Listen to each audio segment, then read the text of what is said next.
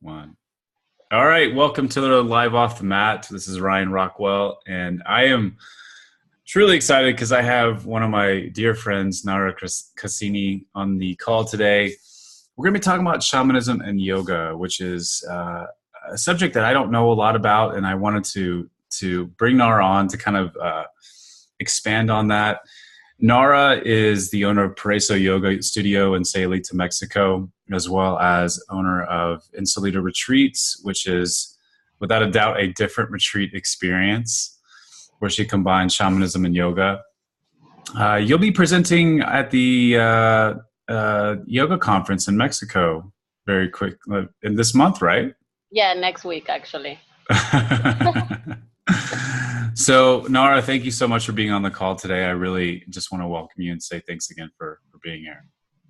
Thank you. Thank you for asking me to come and share what I do. Absolutely. So let's dive in. Like there's a lot of things, even within yoga, that I'm still uncovering. I still remember going to a yoga retreat. Actually, it was Yoga for Addictions with Tommy Rosen and Kia Miller. This was about 4 years ago, and they were doing Kundalini yoga. And I actually showed up a day late. My plane got in late, and I walked in. They were in the middle of yoga class, and like their eyes were rolling in the back of their heads, and I'm like, "What did I walk into? Like, what is going on?" And like in some ways, like I had that feeling before I met you about shamanism. I was like, I don't know what this is. Is it like? And I don't mean to take anything away from your craft. I'm like, is it like voodoo? Like, just it conjures up a lot of, images for people because we just simply don't know what it is. Yeah. And, often we're afraid of what we don't know. So let's take that fear away. Let's take out the confusion. Tell me what is shamanism? Let's start there. Shamanism, the way I see it, as you say, there is all this myth around it.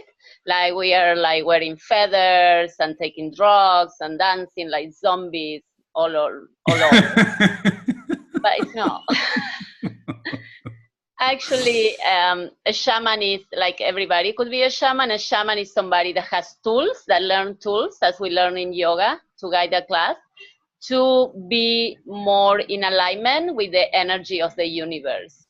We step into what we call the spirit realm, so we can see a little bit beyond the physical world, and we work in that level. It's like working on the spiritual level as we operate in this regular everyday life. We operate in the spiritual level, so reorganize energy. There are different lineage, different ways to access that realm of the spirit. Depending on the tradition and the school, we use different tools to do that. As you were saying, in Kundalini, they use specific asanas or breathing techniques. Kriyas. Yeah. Exactly. So each style is like each lineage in shamanism. But basically, we align energy. We reorganize energy. So would you say that there's like different, just like you said, we're talking about different lineages within yoga. So there's different lineages. Is there just as many within shamanism, maybe even more? Yes, it's a cultural thing. So depending where your tribe, your lineage is from, is the practices you do. My personal lineage comes from Peru, from the Quero people that live more than 4,000 meters above sea level near Cusco. So near Machu Picchu, let's say that's where it comes from. And we are mesa carriers. A mesa is a medicine bundle with rocks and other elements that are given to you in specific rituals or situations. And once you complete your medicine bundle, the medicine bundle is like our heart, and also it's like the way we operate in the universe. So anything I want to change out there, I work on my mesa, on my medicine bundle. That's the representation of the universe or the cosmic mind. Wow. That's really cool. That's awesome. Yeah. Yeah, I still remember, because I've obviously come to visit you in Sayulita, and I remember just walking in on you very quietly. I don't know if I was trying to scare you, but I just remember you had this little thing that was like circling around. It was like a necklace or something, and you had these like stones on the ground, and I just was like, you were so like in the moment that I didn't even want to interrupt you, but so let's kind of start like because you bring up a lot of a good point about the I think a lot of people, especially the ayahuasca scene, has kind of come up within the last decade, especially the last 5 years within the yoga community. Kind of been a buzz like, hey, you can go to the jungle, you can, get a shaman and have this experience and stuff like that. And I think that's what a lot of us, maybe our interpretation or what we've thought of, a shaman is. Well, first, like, tell me about your first shaman experience and then how that has kind of evolved till today. Yeah. Funny enough, it was with ayahuasca. So it's a long story. I'm going to make it very short. I was traveling in South America, backpacking with all my dreams when I was way younger. That was actually 1998. So I was traveling through South America, and I ended up, many reasons, in Ecuador in the jungle. I was supposed to meet a couple that I met in Colombia. We say, okay, in a month we meet in Ecuador. There is this really cool small town. Let's go there. We get to the town. I get lost. I ask for directions, and I was going to see this guy, Don Vargas. That was a shaman that I didn't know at the moment. I knew I would see this guy and stay with his family. That's all I knew. So I said, okay, cool. I go into the jungle, stay with his family. It happened that he was a very powerful, very well-known shaman. So I get to his house by myself because I got lost on the way. So you need to take a bus, then ride a canoe, then walk in the jungle. I was very, very far away from civilization. And this guy looks at me, first thing, and he stares at me, old guy, like 300 years old. And he said, you're going to help me to see if I can cure this disease. And I look at him and say, what are you talking about? And he said, yes. And I said, okay, whatever. Whatever you say, I won't say no. His power and his presence was so strong. So he explained to me that I had to do a special diet for 4 days and then sleep in his daughter's bed and house, little shelter. And in 4 days, we perform a ritual that is walking naked in the jungle and seeing signals on the floor, and then going to this sacred waterfall and have a bath. And then at night, we would take ayahuasca. Ayahuasca is a very powerful medicine plant. So the ayahuasca would tell me if he could cure this disease. So that was my first encounter with shamanism or spirit realm, and it was the first time that I thought, oh, this is actually real. It's as real as this world here. So that was my first step into shamanism with Don Vargas. Then we perform another ceremony a week later with another plant that is called guanto, and that was another cool experience because he would tell me everything it could happen. He would say, you're going to see this, you're going to see this spirit, this is called this way, and this is what it does. You're going to see this other spirit, this is what he does. This spirit going to come and take care of you, this other. So he would talk like, my sister going to come, my mother going to come, like that, like this. Actually, it did happen exactly as he said. Wow. Yeah. So that's how I started. So that's actually that's a really cool story about how you got started with shamanism. So how did that kind of evolve to today, and does that involve things like ayahuasca and stuff like that? Yeah, well, and after that experience, definitely changed my perception of reality. I was into meditation and all of that, and I always felt a strong connection to plants. I could feel plants. I did gardening for hobby forever. I learned that from my father. So I thought, oh, this is actually really cool. You can actually see the spirit of plants. But I never came back to take medicine plants. And then many years later, about in 2000, probably 10 or 12, I came across my actual teacher, and I got a formal initiation into the shamanism of the lineage I belong to, the Peruvian one, the Quero people. And I started working with my medicine bundle. And my grandma is from Peru. My mom's mom is from Cusco, actually. So from where these people come from. So it was definitely something in the lineage that was calling me to belong to this lineage and not a different one. And these people don't work with medicine plants. So we work with rocks and animal spirits, but no, we don't take anything, any plant. Okay. Well, and I feel like I need to say this because I did this was probably about 6 months ago. I did a talk with Rachel Carlovale, who is the founder of Ganjasana.com. Ganjasana is simply, it's doing that kind of plant ritual before doing the asanas and before going into meditation. And man, I sent an email on that, and I had like 400 unsubscribers like in a day or two.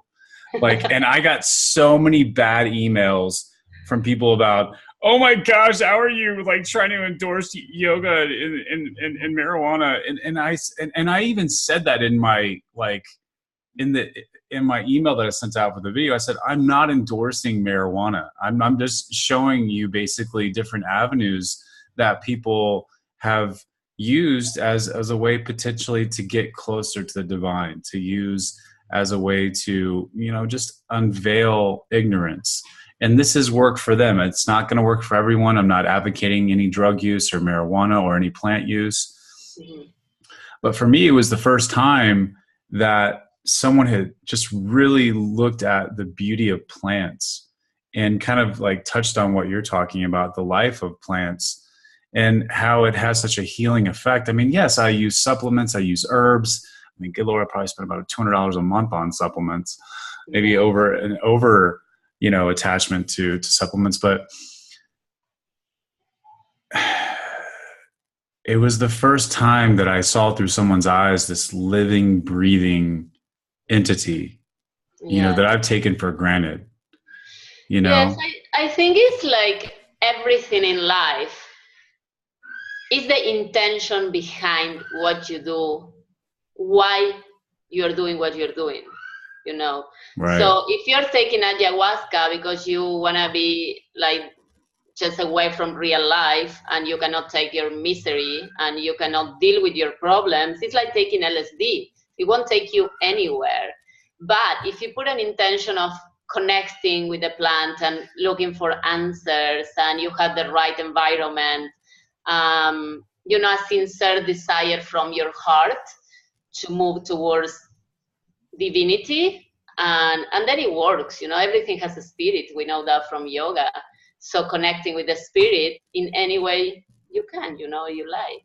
Plants is it's easy. I think it's the fastest way to open up the consciousness. I think that's why ayahuasca is so powerful. It's a very powerful plant, and it could be very mean as well. That's why when people go to this, weekend ayahuasca craziness, I say, oh my goodness, what these people are doing without the right environment and support and the right people to guide it. It's a very powerful plant. But I wouldn't do it again unless I absolutely needed to find answers. Right.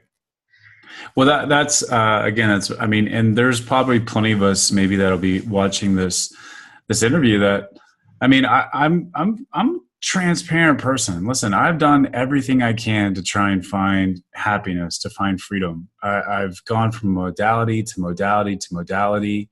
Yoga was the one constant thing in my life.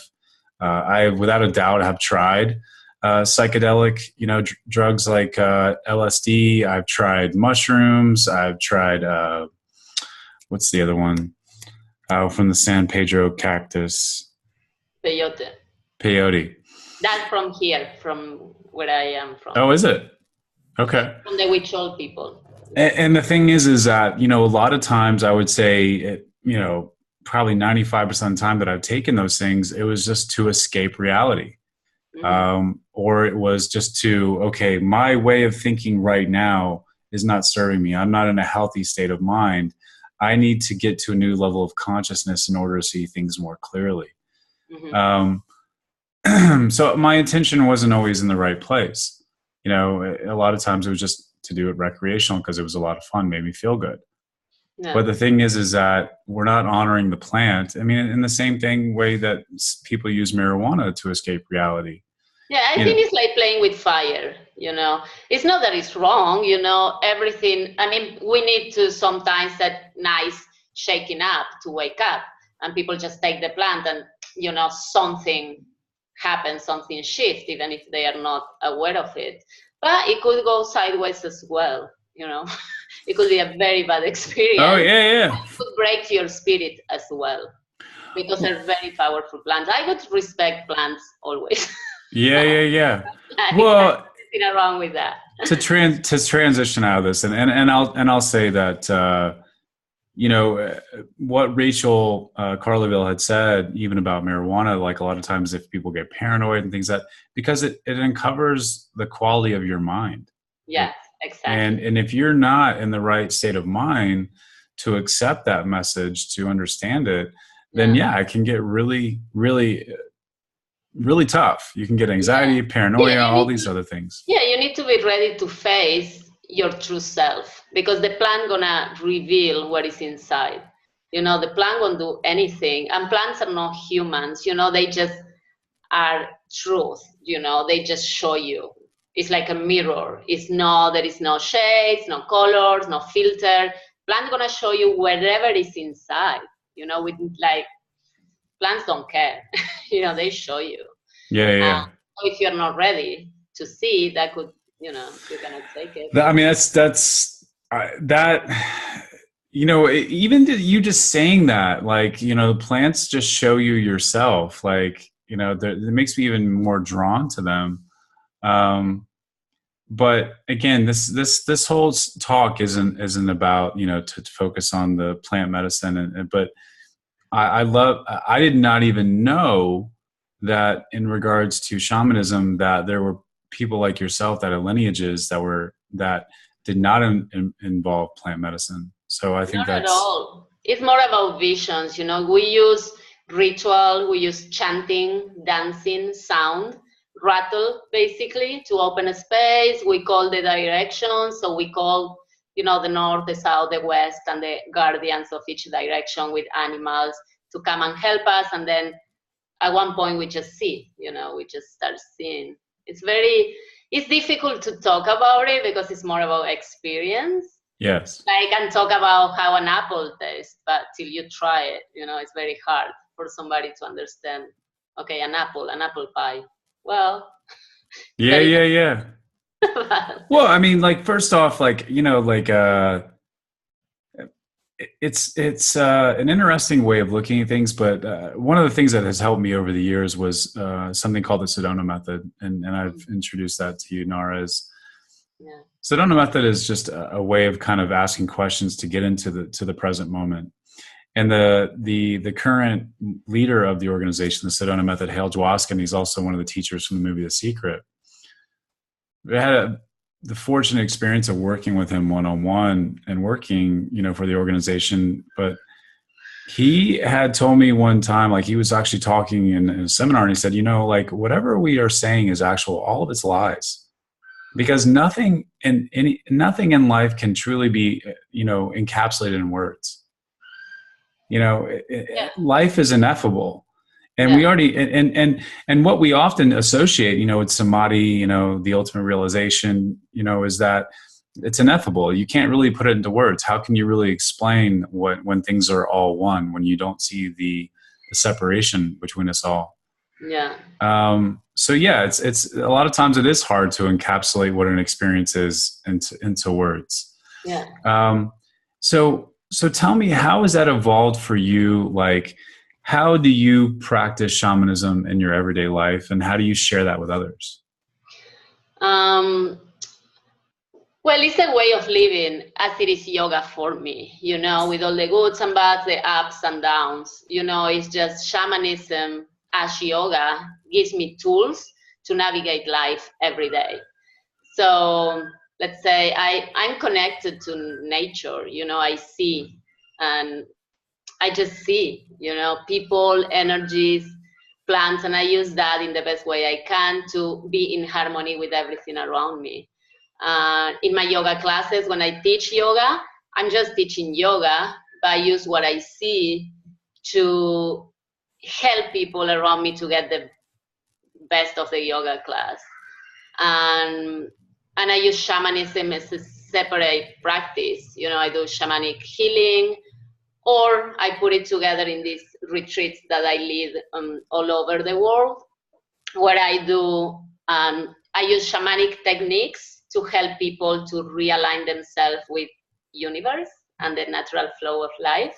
We say we allow, instead of trying to live the life, we step back and we allow life to happen for us. And then we take what we see and we do the best we can. So shamanism is a different way of living, actually, because instead of trying to make life and tailor life to my needs, we step back and we see, okay, what is in there? What can the best I can do? It's like opening the fridge. What is in there? I'm going to make the best meal with what I have. Right. Same thing. Instead of, I'm going to go shopping and buy everything I want. It's like, okay, open the fridge. That's like what it is. I make the best meal I can with what I have. So it's the skillfully, take the elements, the ingredients, and make a delicious meal with just. I like that. That's cool. So like when I first came to visit you in Sayulita, because I was trying to just, get away, get some perspective on life, which vacations are great. Getting away and getting to a different area allows you to get more perspective. And while I was there in Sayulita, I was fortunate enough to go hang out at your yoga studio. And let me just say, I mean, we talk about the plants and all this stuff. Like, woman, you have a gift. You have a gift with animals. You have a gift with plants. You have a gift with human beings. When you go to your studio, just to paint people a picture is that, you have this like beautiful gate that you enter. And there's like this little bungalow on your left-hand side. You walk up, there's someone there to greet you and talk about the classes and the offerings there, the massages, the different. So, by the way, if you're ever in Sayulita, Mexico, or even if you're in Puerto Vallarta, take a trip to Sayulita and check out Paraiso Yoga, because it's a beautiful, beautiful studio. So when you walk in, there's paths that go like in all which ways direction, and all around you is just such lush vegetation and all these beautiful orchids, all these different beautiful plants that, a lot of times you've rehabilitated or transplanted. And and it's the same thing at your home. You just have this amazing ability, like these plants just flourish around you, and it's not just because, you're like, oh, hi, you're saying hi to it. And it's like, oh, hey, it's bloom for Nora. But you have such care. I mean, I see how you just, even your interactions with the plants, it's an intimate relationship in a lot of ways. And that's why the things flourish around you. It's the energy that you're bringing to them, in addition to the care. And what's beautiful about your studio is, you go through the winding, paths, and as you go along the winding path, like you come around, and then there's like stairs up to this beautiful, beautiful studio. And it's kind of like, it's almost like having like a canopy bed where you've got like the drapes over it, like the, like the clear white cloth or whatever, just something just really beautiful. And so it's elevated, and it overlooks, the rest of the kind of the estate, or the Paraiso Yoga. And what's really cool is the steps going up is the Buddhist, I can't remember how you say it. It's not the 8-limb path, is it? The 8. Yeah. In English. Well, it's like the Noble right. Octuple Sendero is in Spanish. Okay. Say that one more time. The Noble Octuple Sendero. So Noble Eightfold Path. Right. That's right. It's called the Noble Eightfold Path. And it's like remind me, right livelihood. Yeah, right thinking, right action, right livelihood, right. Yeah, I can't remember them all now. Well, the beautiful thing is that, like, and if you've ever, like, even like you, I guess you visit your Instagram, there's people that come to visit, Parisa Yoga from all over the world, and they love taking pictures of your steps. Yeah, Because that's like, the most. Yeah. yeah, because as Yeah, you walk up the steps, yeah, there's just every single one of them. And it's like yeah, such the right intention as you come up to do your yeah. yoga. To enlightenment. Right. Yoga practice. Yeah. Yeah. And I mean, I'll give you a short plug very quickly is that, you do teacher trainings twice a year, and what a beautiful location to go into this, what used to be a small fishing village. And obviously, Sayulita has gotten bigger over time, but I think one of the, well, if anybody's ever watched, what is it? Is it The Bachelor Pad? What's the show? Yeah, Bachelor. Yeah, it became really big because of the Bachelor program coming there and the Bachelorette program, and which I think is just so funny that like that really gave Never watched rise. it. You've never watched it? No. And there is a movie as well, Beverly Hills Chihuahua. Oh, that's even worse. That's just even worse. Sayulita.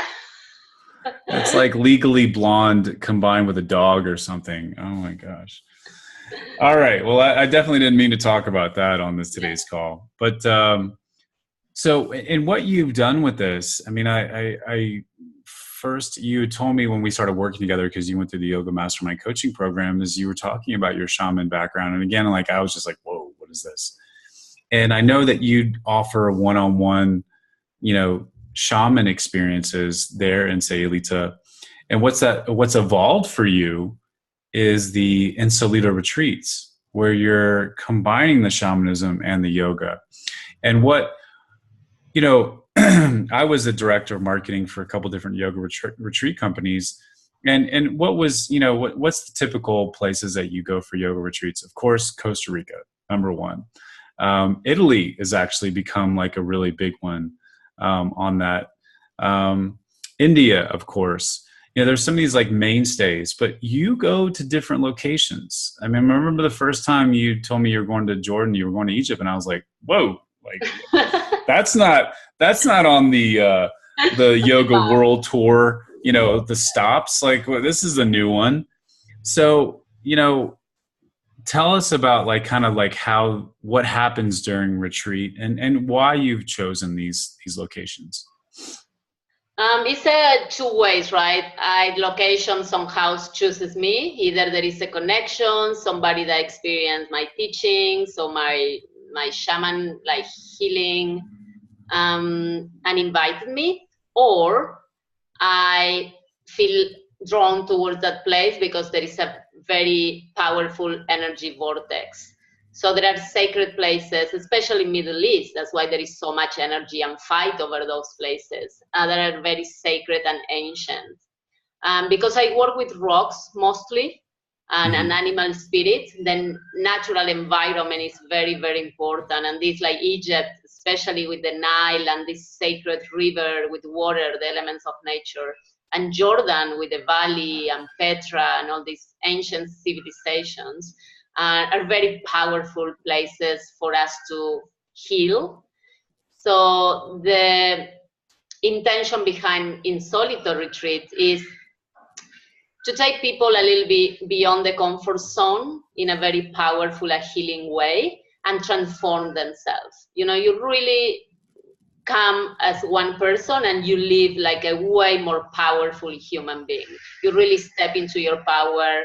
You really peel off layers that you don't need, and you really transform yourself from inside. So in order to do that, I need to go to places that hold space for me, and I can channel and use those energies to really transform people in a very beautiful and powerful way.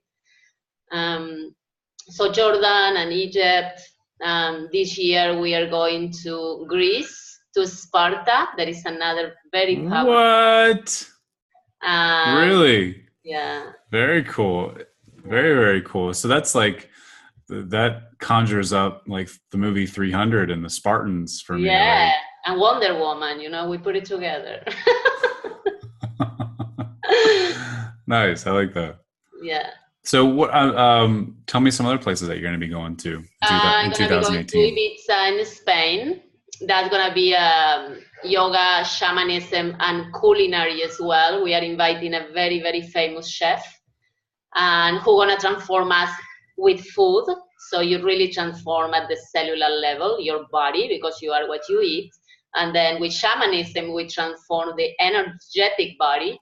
And then with yoga, we put it together with pranayama, like movement. So you really transform your body as well. That's very cool. That's Ibiza in Spain in May, then Sparta in Greece in May. Then I'm doing a teacher training 200 hours in Thailand, in a very small town in the northern Thailand, more in the center. Is it near Chiang Mai? It's in South Chiang Mai, near Sukhothai. That is the ancient capital of Thailand. It's still as it was Thailand, you know, the tribal Thailand. Very beautiful. A lot of nature and animals to work with. Wow. But that's 200 hours teacher training, and I'm going to stay a week later to do a retreat as well. That's very cool. Yeah. No, I mean, it sounds like, I mean, again, like we've been kind of almost, what's the word I'm looking for? We're being kind of like, you know, molded in terms of this vision that yoga retreats are supposed to look like. They're supposed to be in 5-star retreats, and they're supposed to be in these, you know, exotic, you know, beach locations. But I mean, it sounds like for you, you're really looking at, you know, places around the world that honor, you know, the tradition that you're looking to practice with shamanism and yoga, and the environment helps facilitate a deeper experience, which I think yoga retreats are for. You know, I've always said that I feel like yoga retreats are like 100 yoga classes. And what I mean by that is like, that's how deep you get with your students. You know, like it's this, you know, week or 3 days or however long the retreat experience is. And they get to see, you know, that's what I love about retreats is you really get a sense of who your teacher is. You get to see them interact with other people. You get to see like how they're just even going about their everyday lives. You get to often see them eat in front of you, like just their routines and how they kind of just handle themselves. I won't say who this was, but there was one of the most eye-opening experiences for someone that I was like so deeply, I just so much was into this teacher. And then I saw them actually see how they treated the support staff at the retreat center. And I was like, wow, like I wouldn't have suspected that. But again, there's something about getting away for a week, you know, away from the kids, away from your job, away from the hustle and bustle of life, away from the TV and the internet and all these things that are grabbing for our attention, and allowing ourselves to go deeper and deeper and deeper into that experience. And we've talked about this. It's a rub, you know, for some people it's too much. You know, they sometimes they freak out because they're not ready to see the truth of who they are. They're not ready to see themselves as they are, like really to see that voice. And, you know, that's one of the things about being a teacher at a retreat is just holding that space. So yeah. Please and go also ahead. with the solitary retreats, when people, because the yoga practice takes you to that place, right? As you were saying, and people are not ready sometimes, you know, to see who they are or whatever the practice brings up to. So in solitary retreat, we also have the tool of shamanism to transform and realign that. You know, it's like an extra ingredient we have to really help people to break through all habits and patterns and get rid of things they don't like and really come up as a new, more powerful human being. Mm-hmm. Apart from, because you practice yoga, you see all the stuff and you don't like it and then you run away. But if you are there with a teacher that might push you a little bit, you know, out of the comfort zone, helping you to transform that with tools that we have, and that could be quite amazing. Actually, it is. Absolutely. Absolutely. You know, I mean, I think it's definitely important to focus on, without a doubt, the amazing experiences that can happen at a retreat. I think it's also important to honor the fact that we really should talk to our participants, the people who, you know, are going to be coming to our yoga retreats or even our teacher trainings, to make sure they're ready, they're mentally ready, you know, because some people, you know, listen, I'm not a good example because like I had never even taken a yoga class and I went straight into teacher training. Like it just That's me. was that you That's too? 2 years teacher training, my first teacher training. Never done yoga before. I just That dive right, yeah. wow, 2 years. Mine Every was day, 8 to noon, no, 8 to 1, every day, 5 days a week, 2 years. for That was two my years. first teacher training. What were you getting? Your 2,000 hour teacher training? Yeah. Well, it Wow, was a deep transformative experience. absolutely, as it should be. Yeah. You know, and you know, I just briefly want to comment that there's what I find, and this was the same for me, is that when we're suffering and we find, and it depends on your degree of suffering. I was, you know, had a lot of social anxiety. I just really wasn't comfortable in my own skin. I was constantly having to reach for substances to try and like numb myself out. And when I found yoga, it was like it just stopped me. And I was like, wait. It was the first time that someone said, Ryan, you are whole and complete as you are. There's not something additionally that you need to seek outside of yourself to be complete. Everything you've ever wanted is inside of you. And I was like, wow, that is powerful. And it made sense to me because I had, you know, spent a life trying to go after, you know, a successful career or, you know, the possessions or have the right woman. And it hadn't led me to happiness. So it was the first time someone said, just everything you've ever wanted was inside of you. And, you know, yoga really, especially doing the asanas, like I just felt this, you know, the anxiety and the stress and everything began to dissipate. And so as all these things started to relax, what did I do mentally? I put yoga way up on that pedestal, way, way, way. So yoga was up there, meditation was up there, spirituality was up there. And, you know, I come from a business and sales and marketing background. And so I was like, oh, these things are bad. These are less than, these are corporate-y. And so when I decided to become a full-time yoga teacher, you know, like those things were put on the back burner. And the thing is that, you know, I guess the reason that I bring all this up is because it's about like just recognizing truth and covering ourselves. And as we work with people that, you know, I talk about this because it's a topic that I'm really passionate about, because I see it time and time again that teachers, they put yoga on this pedestal, and it's just like, and that just, you know, creates this duality existence even further that we're trying to escape. And I'm sorry, did you want to say something, Nara?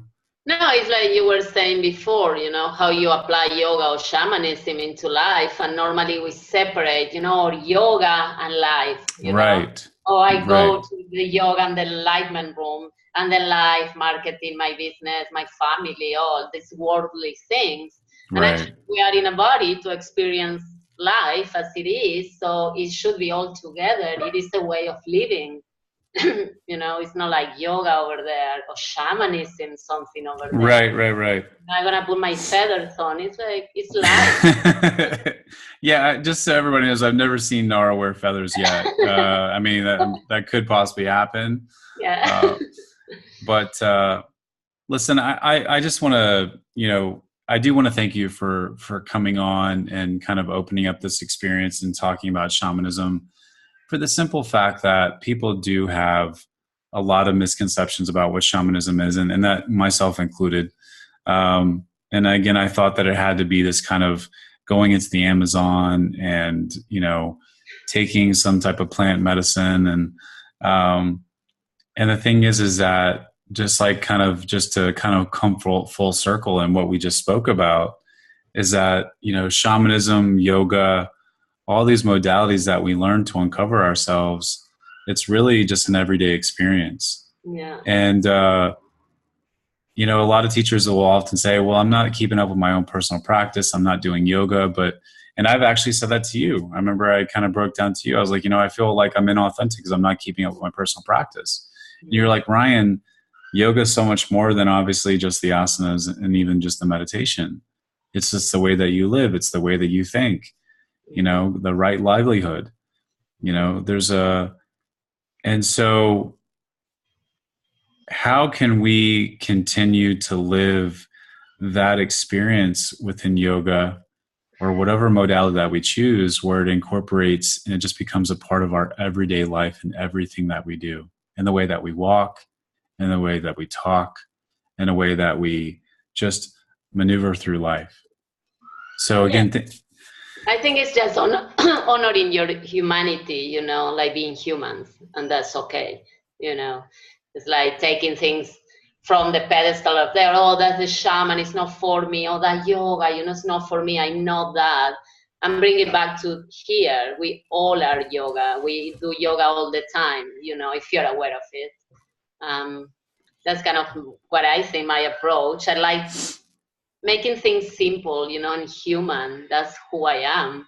I think that's my personal approach to life or shamanism or my retreats. It's like we all can do it. We all have the potential. We all are yogis. We all are shamans. We just need to step into it and live it in our everyday life. We don't have to be, again, not up there. It's like right here, right in everyday life, right now talking, That's great.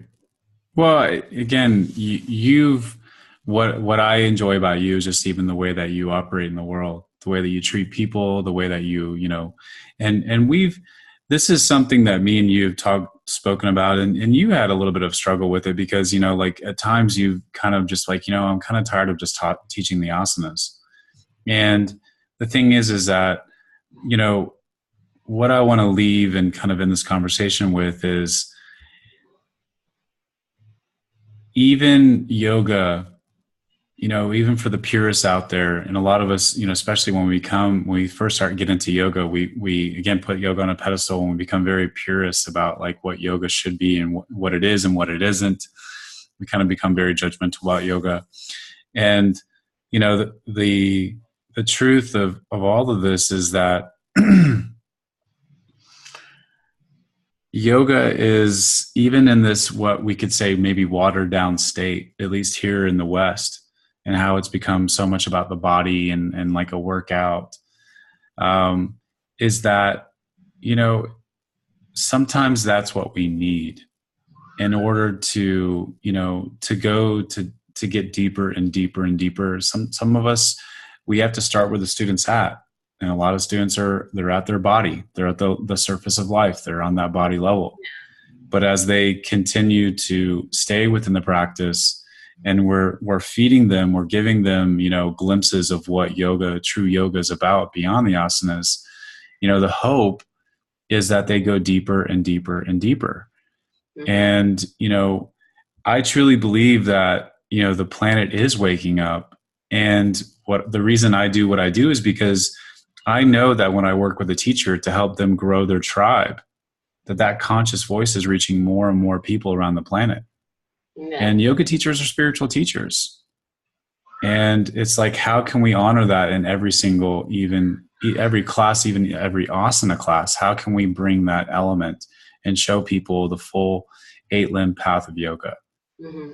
So thank you, Nara, again, for really just being you, for, making shamanism an experience that people can enjoy, and debunking the myths and just showing how it can be kind of an everyday experience.